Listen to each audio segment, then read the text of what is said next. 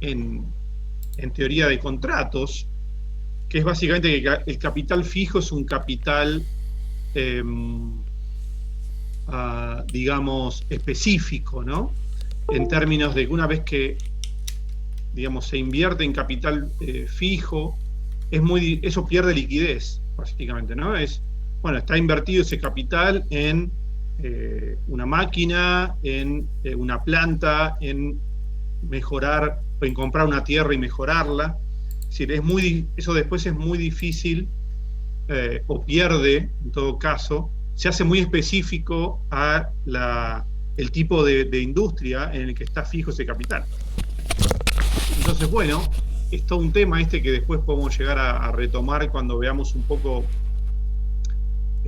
qué condiciones tienen que surgir en términos de confianza para que la gente invierta en capital fijo, que es muy importante para la acumulación de capital y para el crecimiento económico. ¿Qué dice? A ver, la verdad que hoy no quiero hablar mucho, quiero que ustedes me cuenten un poco qué dice de la relación entre la acumulación de capital y la prosperidad, ¿no? El aumento de productividad. ¿Cómo es el nexo ahí? Fíjense que en la primera parte, en la primera página, él menciona el tema temporal, ¿no? Es decir, capital íntimamente está vinculado con el tiempo que pase entre la inversión y el resultado de esa inversión, o el producto o el consumo que surge de esa inversión. Entonces, ¿qué relación hay? ¿Qué me puede comentar entre la división del trabajo y la acumulación de capital, y por qué existe esa relación? Y si esa relación, digamos, se va acentuando en la medida en que hay más acumulación, más división del trabajo, o no. ¿Quién quiere comentarme un poco? Alguien que lo haya leído.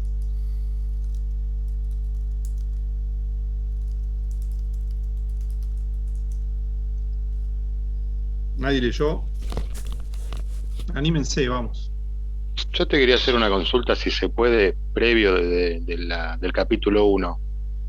¿Puede ser o después? Y bueno, estábamos hablando de esto, pero decime si quieres. No, porque viste cuando hace la categoría que dice que el capital circulante se divide en 4 categorías. Ah, del capítulo 1 del libro 2 me estás hablando, ¿no? Sí, sí, sí, sí. Pero yo estoy en la introducción, o sea que estoy todavía antes que eso. Después vamos a ver Ah, de eso. perdón. No sé, te entendí otra cosa. Perdón. Estoy en la introducción, y la forma de motivar la división del capital, acuérdense que Adam Smith arranca toda la obra muy, digamos, focalizado en lo que es la ganancia que genera la división del trabajo, ¿no? La ganancia en productividad, en eficiencia, etcétera, que genera la división del trabajo. Y acá retoma ese punto, en la introducción al libro 2, retoma ese punto y lo vincula con el capital. A ver, ¿cómo es esa vinculación? Antes de meternos después en el libro, en el capítulo 1. Productivo más, pero va a ser la acumulación de capital.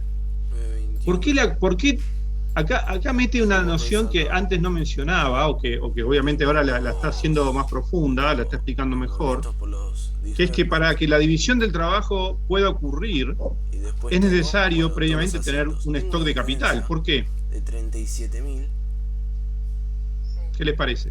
Que no sé de dónde salen. Porque ¿Qué es lo que dice Adam Smith? ¿No lo vieron eso? No sé si es lo que dice Adam Smith, pero si vos no tenés acumulación de capital, no vas a poder empezar un negocio y no vas a poder hacer, digamos, división del trabajo ni especialización del mismo. Bueno, a ver, la conexión va por ese lado. Él dice que en la medida en que nos especializamos, dejamos de producir todo lo que necesitamos. ya sé cuál es. Dejamos la autosubsistencia de lado, y Ay, no lo había existe un lapso de tiempo por el cual, digamos, durante el cual necesitamos consumir, pero todavía no producimos lo que, o no produjimos lo que vamos a vender, ¿no? Después, lo que te Entonces, pasé de US7i, para que esa división del busqué, trabajo sea posible, en versiones anteriores, se necesita previamente que la gente disponga de un mínimo capital, aunque sea esto que se va a llamar capital se subió circulante después, que es lo que permite 37, pagar pero yo lo tenía la como, subsistencia de los trabajadores mientras producen. oculto. Es decir, por eso acá es fundamental pensarlo en términos temporales esto, ¿no? Es lo que Adam Smith está diciendo. Voy a ver Existe si- un lapso de tiempo Lo de US7i, entre la inversión y el producto de la inversión. Entonces, ese yo lapso de busqué y tiempo hay sí, que parecen financiarlo. ser, swaps, Hay que financiarlo en términos de bienes de consumo claro, o lo que sería pero no, capital de trabajo, de soporte no hay. que el trabajador necesita para producir. Eso puede ser en términos de individuos que se autofinancian para producir, digamos, lo que van a producir, o de una empresa que contrata trabajadores, o una actividad, un farmer que contrata, digamos, trabajadores del agro que los tiene que alimentar o pagarles un salario hasta que se obtenga finalmente la cosecha un tiempo después. O sea que todo eso hay que financiarlo, ese tiempo. Sí. Eso es necesario para que exista la división del trabajo. ¿Por qué? Porque si no, no podríamos, digamos, especializarnos en producir algo, dejando de generar lo que también necesitamos. Es decir, tiene que haber un capital que vaya financiando esa especialización y esa división del trabajo. Y lo que hay después es un círculo virtuoso entre las dos cosas. Pero también es interesante cómo lo plantea Smith. En la medida en que empezamos a generar división del trabajo, empezamos a especializarnos y a ser más productivos en términos sociales, también podemos acumular más capital que nos permite una mayor especialización, ¿no? Entonces hay ahí un ciclo virtuoso de acumulación de capital, división del trabajo, o posibilidades de dividir el trabajo. ¿Por qué? Porque uno podría todavía especializarse más y financiando esa especialización con capital, y productividad o, digamos, eficiencia o producto per cápita o riqueza, como quieran llamar. Entonces, eso es muy interesante, porque ahora es como que introduce la parte dinámica, ¿no? Es decir, le están metiendo dinámica al modelo de división del trabajo que él está teniendo en mente en los primeros capítulos, en el libro 1. También digamos que para poder empezar a hacer circular ese capital, o para poder esperar el rendimiento de ese capital, aunque sea la variante circulante, vos necesitas tenerlo como para luego, necesitas ese colchón que te permita subsistir hasta que esa rueda empiece a girar. Eso es lo que está diciendo Adam Smith, justamente. Lo que está diciendo es eso. Y que va empezando, obviamente se va dando poco a poco, ¿no? Sí, todo decías, eso. los 12.000. En la medida en que se empieza a acumular más capital, se permite, eso genera la posibilidad de mayor división del trabajo, mayor separación o mayor especialización, y mayor separación temporal entre lo que sería la inversión y el producto. Esto después es una idea que los austríacos van a retomar un poco, ¿no? El tema del tiempo necesario para producir, y cuanto más se desarrolla una economía, o más, no sé, digamos, los bienes son más sofisticados en términos de capital, o más intensivos en capital, más tiempo pasa, ¿no? Entre lo que es la inversión y el producto final. Pero bueno, no me quiero meter en ese tema. Pero acá Adam Smith lo está claramente planteando, y plantea este círculo virtuoso en términos de que, digamos, cuando empezamos a acumular capital, empezamos a poder dividir más el trabajo. Eso permite a su vez especializarnos. Esa especialización genera la posibilidad de sustituir trabajo por máquinas, porque el trabajo es más sencillo de mecanizar. Esas máquinas requieren inversión en capital, pero también aumentan la productividad, entonces se va generando todo un círculo virtuoso entre acumulación de capital y productividad. Y eso es lo que cuenta acá Adam Smith en la introducción. No sé si alguien quiere decir algo más sobre eso. Manuel, a mí me quedó una duda. Me pregunta el micrófono. Con esto de si es como que precisas un capital al principio para la subsistencia, ¿no? ¿Se considera capital en realidad? Porque si lo estoy usando como para vivir o como para algo más corriente, ¿es capital? Sí, es capital en el sentido que va a definir después lo que es el capital circulante. Es decir, es capital en el sentido de que es una inversión que vos haces para mantenerte mientras no estás, mantener trabajando mientras no generaste el producto final que vas a vender. Es lo que sería un working capital, ¿no? Un capital circulante, capital de trabajo, que está en todas las actividades económicas. Vos cuando, por ejemplo, si vos pensás cómo funciona una empresa, la empresa adelanta salarios, adelanta pago a trabajadores, pensá una empresa muy simple, un taller, va a pagar a sus empleados durante un mes, 2 meses, y por ahí recién a los 3 meses puede vender el producto que ellos generaron finalmente y reponer lo que sería todo el ciclo, ¿no? Recuperar la inversión inicial en capital de trabajo y obtener un beneficio. De esto es lo que va a estar hablando Adam Smith en este capítulo sobre la división del capital. En términos de capital circulante y capital fijo. Ahora sí, vamos al capítulo 1, que habla sobre la división del stock. Y acá esto, siempre como hace Adam Smith, ¿no? Empieza pensando en un individuo y después plantea esas mismas relaciones en términos de una sociedad, ¿no? Entonces, él dice, bueno, que el stock de una sociedad, y por stock es, imagínense todo el conjunto o toda la cantidad de bienes y activos que esa sociedad tiene, se va a dividir en varias partes, ¿no? Una parte se va a dedicar a consumir, otra parte se va a dedicar a hacer inversiones fijas, lo que sería el capital fijo, y otra parte se va a destinar a capital circulante o capital, capital que podríamos llamar capital de trabajo, capital circulante. Voy a parquearles esto. Ya se explica un poco la diferencia. ¿Alguien la quiere mencionar? No sé si vos que tenías una pregunta sobre este tema de la división de capitales, ¿querés mencionar algo de eso? Yo te he hecho una pregunta justamente sobre el capital circulante en la categorización que hacía, que viste que enumera el dinero, la cantidad de provisiones, los materiales y el producto acabado, ¿no? Como 4 categorías de lo que sería el circulante.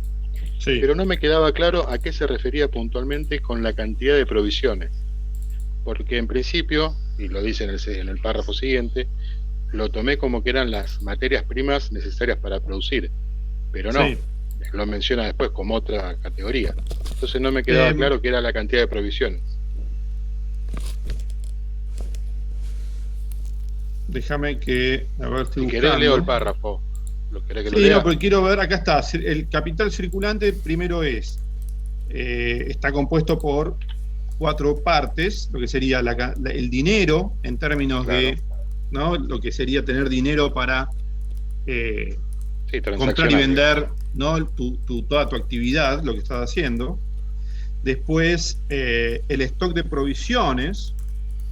El stock de provisiones, y acá da el ejemplo, por ejemplo, que tiene que tener en poder el carnicero, ¿no? Sí. O el granjero.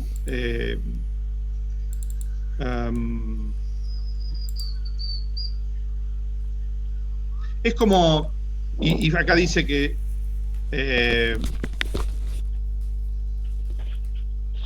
claro, es como, no es materia primas, sino lo que serían los productos terminados que todavía no vendiste.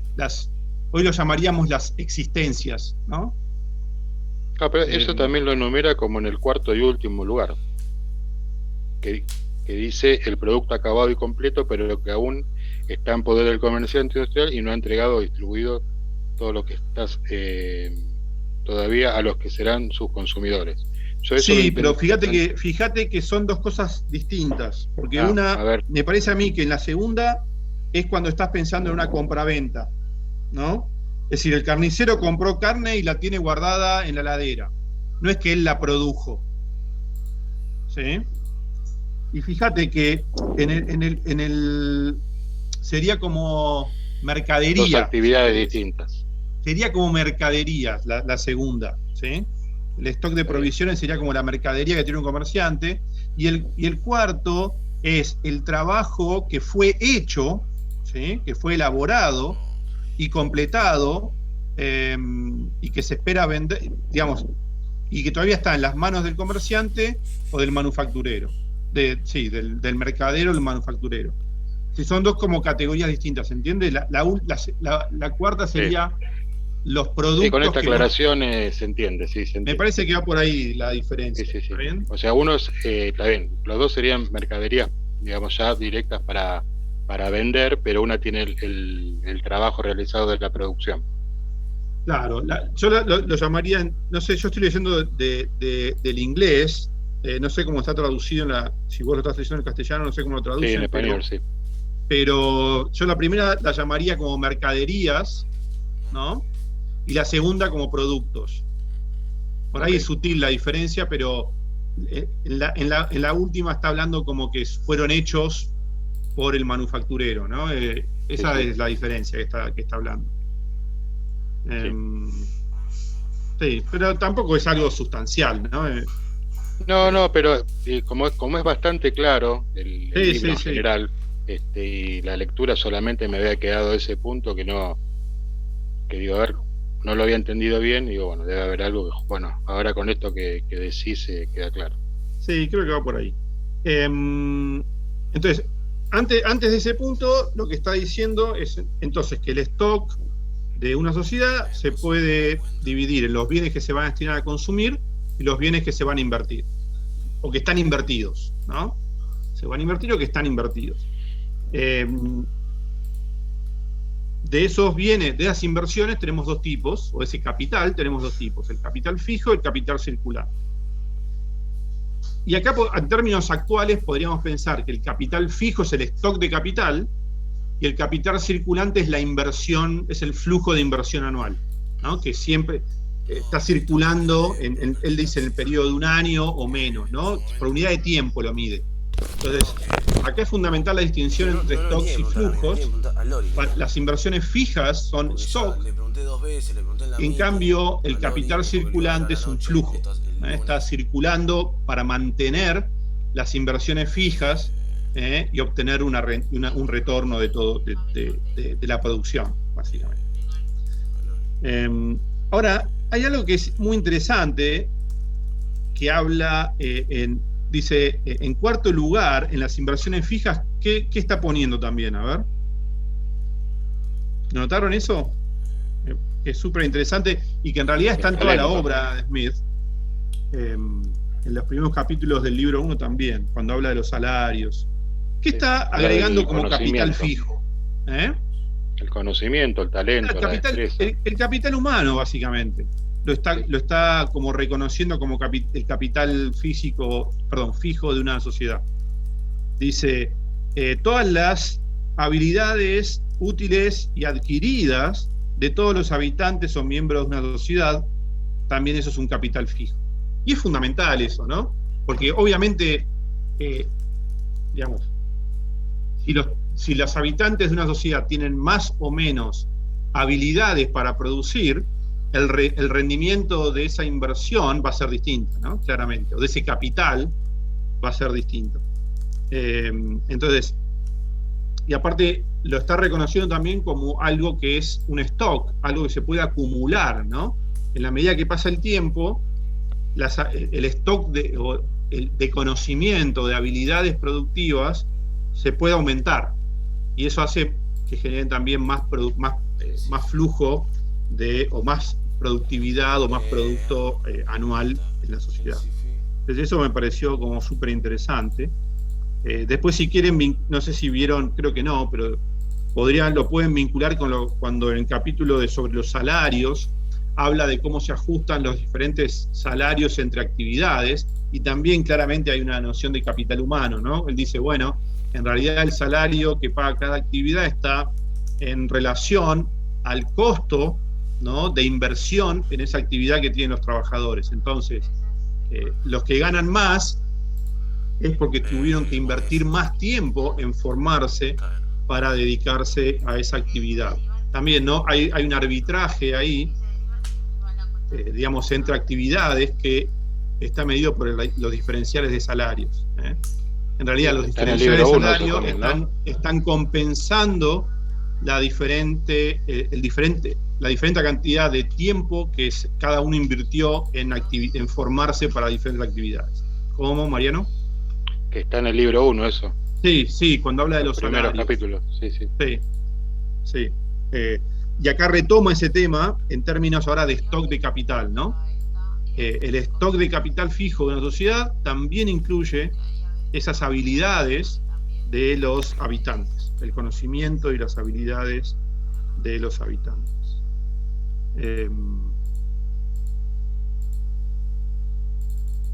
Bueno, y ahora sí, metámonos, si quieren, con el tema, a ver si estoy viendo si hay algo. Acá hay una parte que es buenísima, hacia el final del capítulo 1, no sé si la vieron, que habla también de todos temas que vamos a estar volviendo muy seguido en esta, por lo menos en esta mirada que tengo yo sobre la materia, ¿no? Que es, ¿alguien quiere leer el último párrafo, el anteúltimo párrafo del capítulo 1? Que el que hace referencia, si no inviertes un loco. Claro, está bueno eso. Y después, en realidad, ¿por qué a veces la gente no invierte y esconde el capital? ¿No? Está bueno. Porque justamente el miedo a la expropiación genera que en muchos países el capital el stock, digamos, no se invierta productivamente, sino que se esconda, ¿no? Los famosos dólares abajo del colchón. Es una cantidad enorme de dinero que es improductivo, pero la racionalidad, digamos, no es que seamos locos por hacer eso, sino que somos temerosos a la expropiación.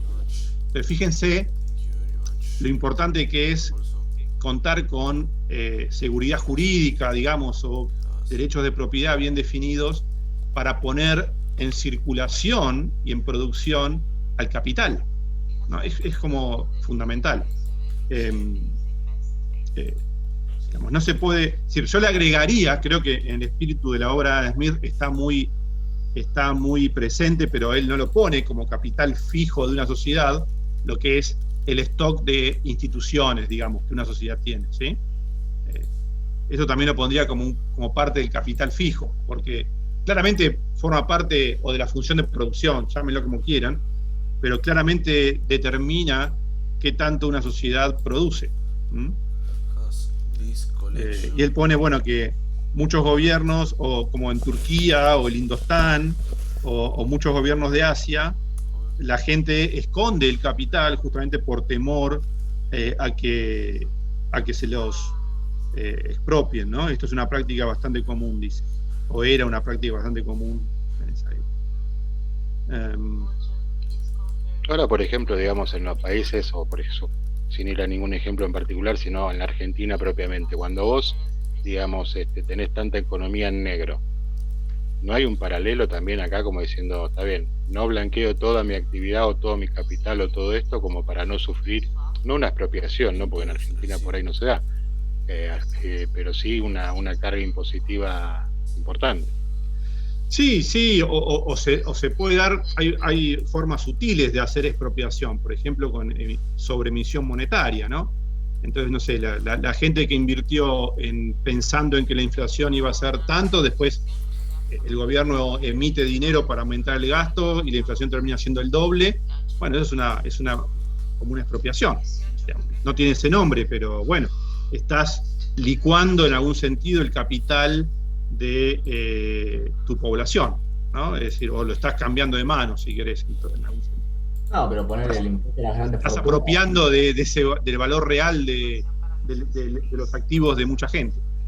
El impuesto a las grandes fortunas es claramente una expropiación. Bueno, pero ponele que eso sea algo extraordinario, súper extraordinario, ¿no? Claro, eso es como una colaboración de coyuntura, por así Claro, decirlo. no me quiero meter en esa discusión, pero ponele que sea una Bueno, vez en la pero vida. Digamos, vos- si es algo que después va a y ser vos como- recurrente, es otra cosa. Si vos como ciudadano argentino ves que pasan estas cosas, claramente no vas a arriesgar una gran masa de capital si cada tanto se mandan una de estas. Totalmente. Por eso, es lo que está diciendo acá Adam Smith. Esa cosa de locos, que él la ve como algo totalmente irracional, que es guardar el capital, enterrarlo, digamos, que no genere ningún beneficio, ninguna producción, se explica por la inseguridad jurídica, ¿no? Por esa incertidumbre o ese temor que vos tenés a que te lo expropien.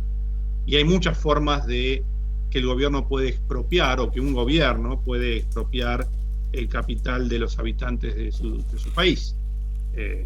¿Sí? Bueno, digamos, en todo caso está vinculado con todo lo que están diciendo ustedes. Pero claramente el punto es que eso va a tener consecuencias, y la consecuencia es que se esconde capital, y eso sale del circuito productivo, ¿no? Básicamente. Claro, también él lo ve desde una sociedad capitalista o iniciando el capitalismo con no tan avanzadas en ese sentido. Más que capitalista, te diría que son sociedades que tienen otras formas de gobierno, ¿no? Creo que lo que hay que entender... Pero también, digamos, desde el punto de vista de lo que era la propiedad privada. Sí. Pero ahí... hay algo que yo voy a resaltar, es una opinión personal, no personal, digamos, compartida por toda la tradición, pero digo, no es que el capitalismo surge de la nada, no es que el capital se acumula de la nada. El capital se empieza a acumular porque vos tenés mecanismos de gobierno que son proclives a la acumulación de capital. Entonces, lo que es anterior a la acumulación de capital son ciertas formas de gobierno de las sociedades. Si en esas formas de gobierno es muy frecuente que los gobiernos te expropien o se cambien mucho las reglas de juego, hay guerra civil, hay invasiones, hay robos, etc., el capital no se va a acumular en la sociedad. O sea que anterior al capitalismo, en términos como algunos lo llaman de acumulación de capital, tiene que haber un cambio institucional que permita esa acumulación de capital, ¿no? O sea que me parece que Adam Smith está comentando eso, ¿no? Está diciendo que cuidado, porque para la acumulación de capital se necesitan, pues son fundamentales ciertos sistemas de gobierno caracterizados por la seguridad.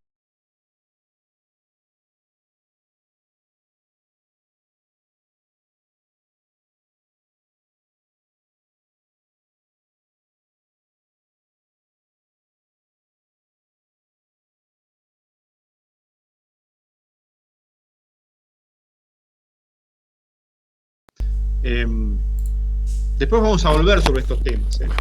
Vamos a volver sobre estos temas durante todo el curso. Bueno, ahora sí, pasando al capítulo 2, que habla sobre el dinero, ¿qué dice? Digamos, antes de ver el tema, digamos, aquí este es un capítulo excelente, a mí me parece, tanto por el contenido teórico que tiene y el análisis, como por lo que es de la historia, ¿no? La historia que cuenta, en términos de historia de instituciones o historia económica. Entonces, lo primero que dice acerca del dinero es que el dinero sirve para hacer circular bienes, básicamente, no tiene otro uso que ese. Y en ese sentido, por eso forma parte del capital fijo, del capital circulante de una sociedad o del capital de una sociedad. Sirve como, digamos, esa rueda para circular los bienes, que es lo que en última instancia importa. Es como una tecnología de circulación, es una tecnología él dice, de circulación y distribución de los bienes. Si no existiera el dinero, estaríamos con otra tecnología de circulación y distribución, que sería el trueque, mucho más complicada, mucho más costosa en términos transaccionales, mucho menos eficiente. Entonces, desde ese punto de vista, el dinero, contar con un sistema monetario, el dinero lo tenemos que pensar como una institución, no como moneditas, digamos, sino que es una institución. No es que tenemos una moneda en nuestra casa, sino que sabemos que esa moneda sirve para cancelar un pago, para intercambiar por otra cosa, para ahorrar, etcétera, ¿no? Como reserva de valor. Es decir, es todo un sistema monetario que permite facilitar muchísimo lo que son las transacciones de la sociedad, la circulación y la distribución de bienes, básicamente, y la producción. Entonces, el dinero, en un primer sentido, tiene que ver con esto, con que es un capital que tiene la sociedad, un capital que permite una mayor producción de bienes y servicios, porque facilita tanto la producción como el intercambio y la distribución de bienes, ¿no? ¿Está bien eso? ¿Alguien quiere decir algo respecto de eso? Sí, más que nada sobre el intercambio, justamente que hacía la salvedad, por ejemplo, previamente que estaba el trueque como moneda de cambio. Vos decías que, por ejemplo, si querías no sé, el que producía ganado, que te iba a vender la vaca o la media res o lo que fuera, y vos tenías otra mercadería, no tenías algo que por ahí te permitiera comprar una porción de aquello de lo que vendía el otro, sino que lo tenías que trocar por la unidad de medida del otro. El problema del trueque es ese, ¿no? La no coincidencia ¿cómo se llama? De lo que quiere cada uno. Básicamente tenés que encontrar a alguien que quiera lo que vos tenés, y por ahí esa persona tiene lo que vos no querés, o sea que sí, aparte en la cantidad que vos no querés. Claro, también, aparte, en cantidades.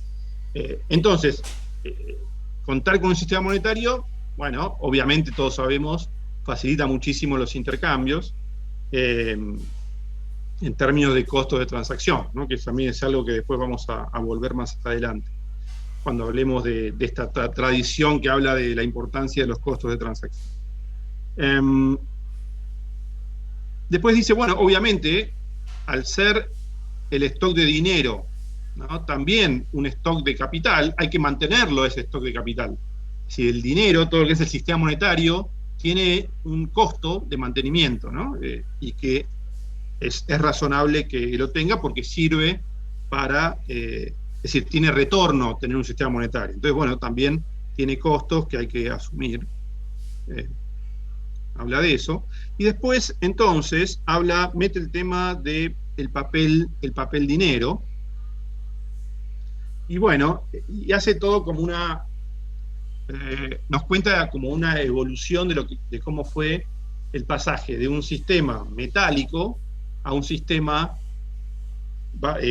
donde el papel sustituye en parte al metálico, y aparte después surgen los bancos y diferentes tipos de bancos cada vez más evolucionados, que empiezan a formar parte de todo el sistema monetario. Y no solamente ahora va a haber un sistema monetario, sino que va a haber un sistema de crédito, un sistema financiero.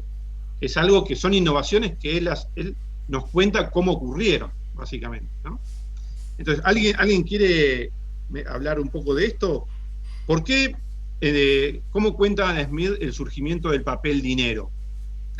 ¿Sí? ¿Alguien quiere contarme eso?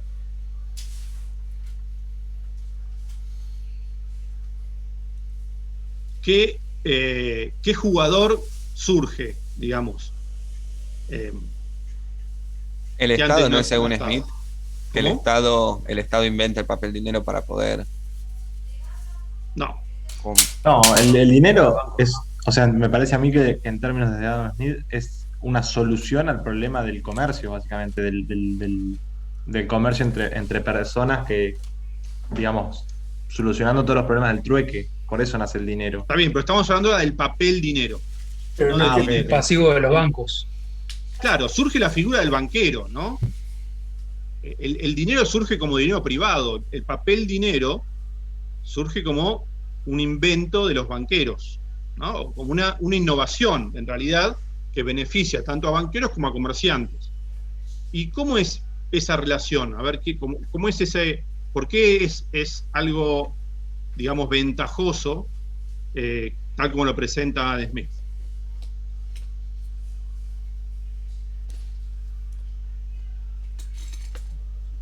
Depositan dinero metálico, a cambio les dan papel moneda y ese metálico pueden prestarlo, ¿puede ser? Claro. A ver, lo primero que acá de nuevo como en todo, ¿no? Tenemos que prestar atención a las motivaciones, ¿no? Hay ciertas cuestiones, si quieren, de expectativas o de funcionamiento de instituciones que después generan las innovaciones, etcétera. ¿Quién quiere leer el párrafo que empieza cuando dice, cuando, no sé, acá tengo, cuando el pueblo o cuando, no sé, los ciudadanos de un país particular tienen tal confianza? ¿Quién quiere leer algo de eso? O cuando habla del surgimiento de los bancos. Bueno, dice, básicamente, cuando, digamos, los ciudadanos o el pueblo de un país particular tienen la confianza suficiente en que, digamos, el dinero que guarden en un banco va a estar bien, digamos, garantizado, ¿no? Ahí puede surgir el papel dinero. O sea que, y ahora vamos a ver qué ventajas tiene el papel dinero. Entonces, lo primero que tiene que haber es confianza. Es decir, el rol del banquero, y esto es súper importante y obviamente es muy de sentido común y muy obvio en toda nuestra época, en todo nuestro análisis de la economía actual. Si no existe confianza, es imposible que se genere un sistema financiero, o un sistema incluso, sí, un sistema de crédito, podríamos decir. Monetario puede haber, podríamos ver, pero digo, un sistema de crédito se basa en la confianza. ¿Qué confianza? Bueno, primero en que los depósitos que la gente va a poner en un banco, uno podría explicar por qué a los comerciantes les conviene depositar dinero en un banco,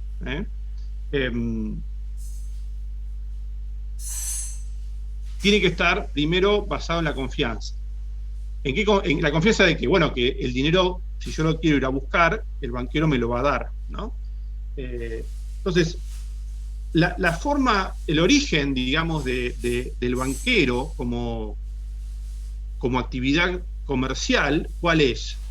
Bueno, el banquero lo que ofrece es lo siguiente. Primero ofrece poner a disposición de la gente que quiera depositar su dinero, le ofrece la seguridad de tenerlo en un lugar mejor que cada uno en sus casas. ¿Está bien? Eso es lo primero que ofrece. Es decir, surgen lo que son los bancos de depósito, ¿no? Ahora, ¿de qué se dan cuenta los banqueros?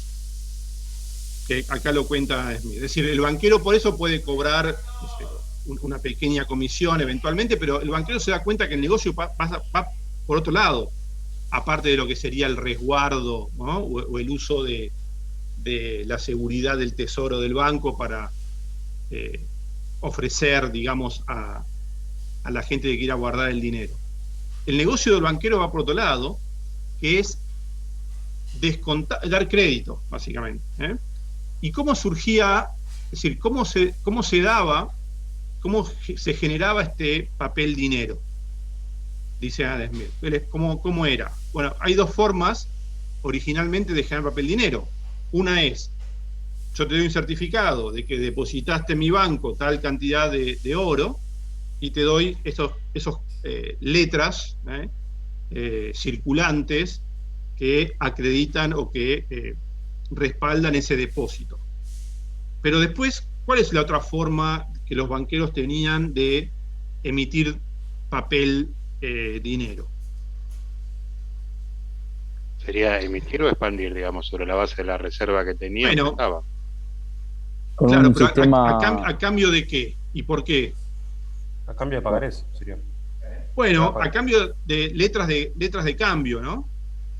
Dice Adam Smith. Las letras de cambio, ¿saben lo que es una letra de cambio? Lo que era en esta época una letra de cambio. Como un compromiso. No. En realidad, como una deuda. Claro, era una deuda comercial, básicamente. Era un pagaré comercial, como alguien dijo ahí, pero eso es un pagaré comercial que estaba respaldado en una compraventa de bienes, de bienes del comercio, etc. Entonces, básicamente es un derecho de cobro por una transacción comercial que vos tenés, pero que es una promesa, no es dinero.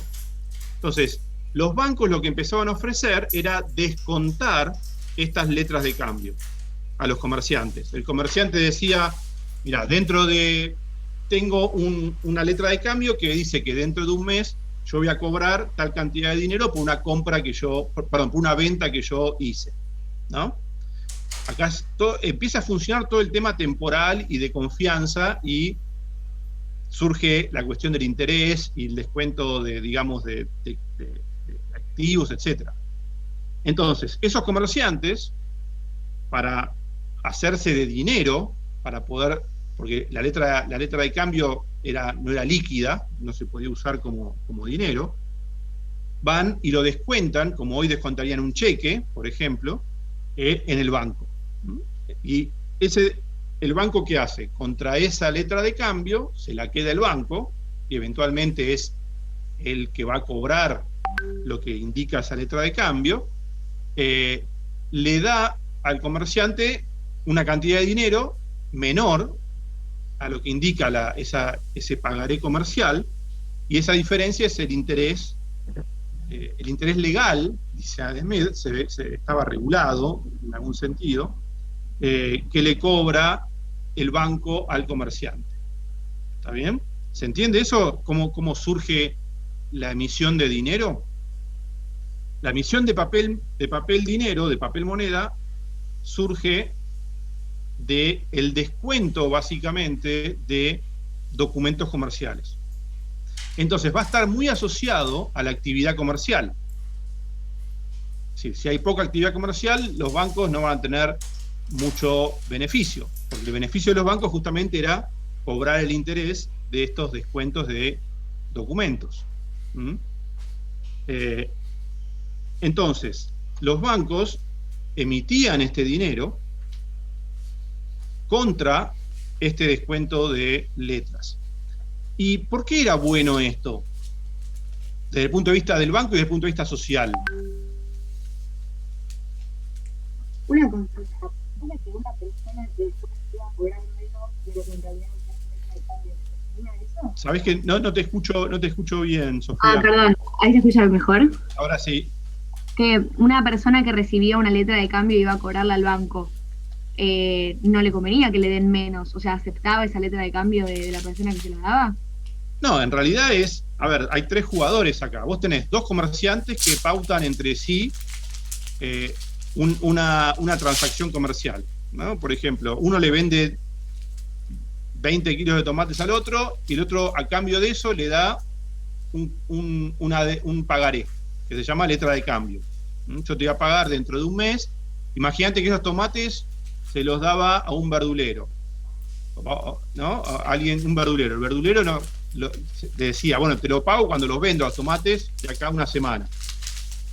Entonces, el farmer, el agricultor, lo que hacía, el productor de tomates, lo que hacía era, si quería tener el dinero disponible para comprar insumos, para continuar la producción, iba y lo cambiaba al banco. Y el banquero le pagaba un descuento por adelantarle ese dinero, que por ahí si no lo tenía dentro de un mes del comerciante. Es como el descuento de cheques. Estas cosas ustedes deberían saberlas, digamos, ¿no? ¿Cómo es el descuento de cheques comerciales? Es así. Uno tiene, vos vendés algo, te pagan con un cheque a 30 o a 90 días.